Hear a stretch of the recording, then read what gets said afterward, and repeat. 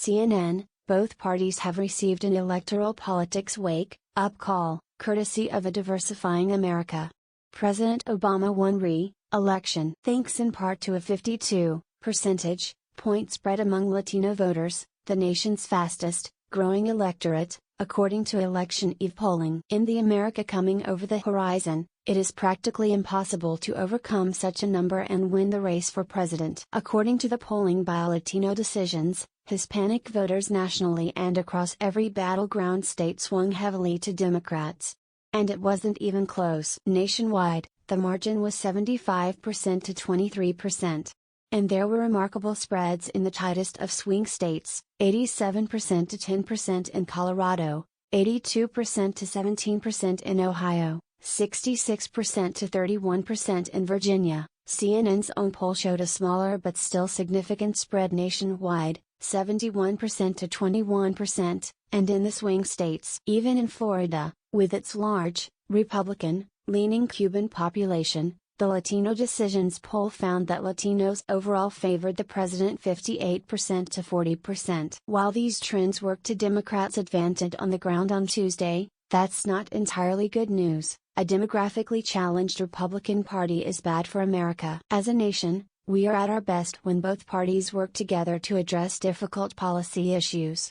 And, in the case of immigration, an issue of great concern to Latinos, a bipartisan roadmap is good politics and great policy. Bringing the country together around a common, sense immigration process is not a bridge too far.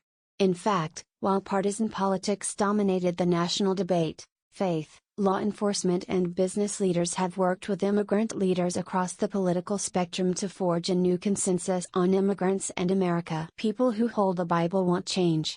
Christians can agree on basic values to guide our decisions and help heal our land, Luis Cortes, president of Esperanza, a Latino faith-based aid organization, said in a recent radio ad, in which he shared airtime with Richard Land, president of the Southern Baptist Convention's Ethics and Religious Liberty Commission.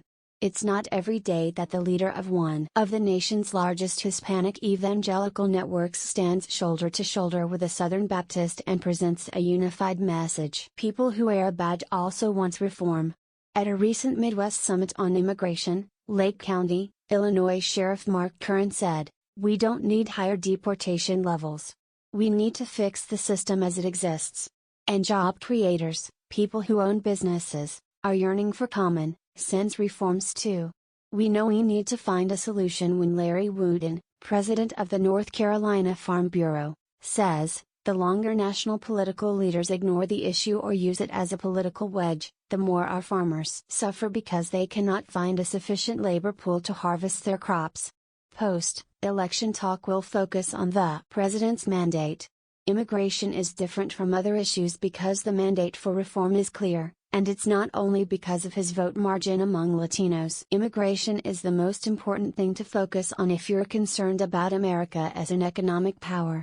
It's not only good policy to have more immigrants to the United States, and a path forward for those people who are here. It's also good politics.